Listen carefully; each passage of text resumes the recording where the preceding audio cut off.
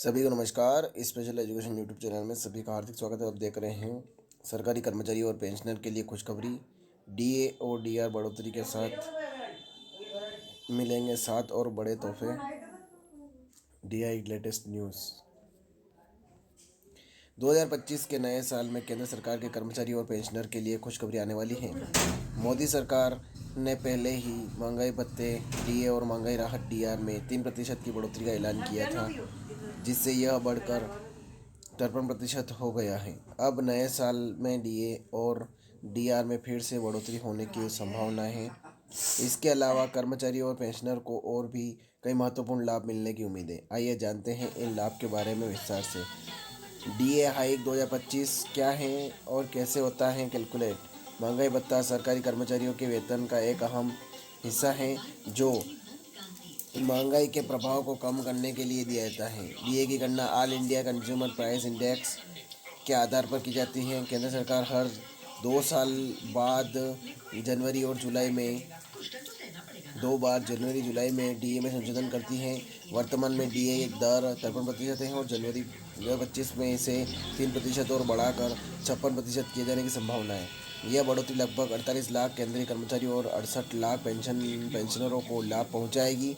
यह संशोधन 1 जनवरी 2025 से लागू हो सकता है और इसकी घोषणा मार्च 2025 में होने की उम्मीद है।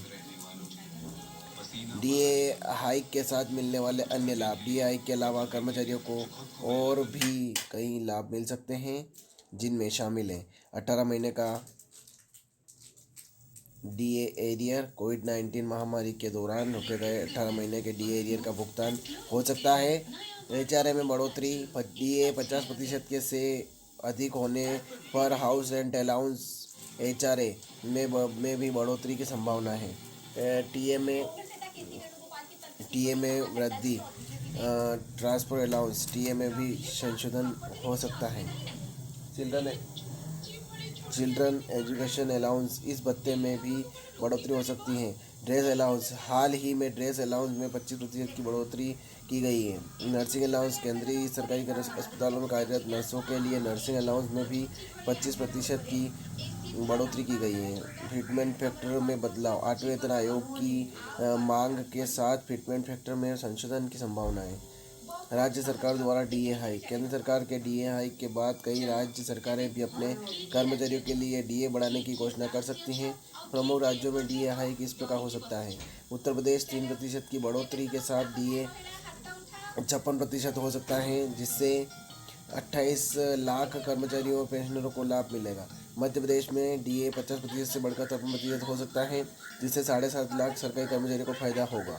झारखंड राज्य सरकार ने पहले ही 3% बढ़ोतरी की घोषणा कर दी गई है। डीए का असर सैलरी और पेंशन पर। डीए का सीधा असर कर्मचारियों की सैलरी और पेंशनरों की पेंशन पर पड़ेगा। कर्मचारी उदाहरण के लिए, यदि किसी कर्मचारी का मूल वेतन 18,000 है, तो 3% डीए हाइक से उसकी सैलरी में 540 रुपये की वृद्धि होगी। अधिकतम वेतन 2,50,000 पाने वाले कर्मचारियों की सैलरी में साढ़े सात हज़ार का इजाफा होगा।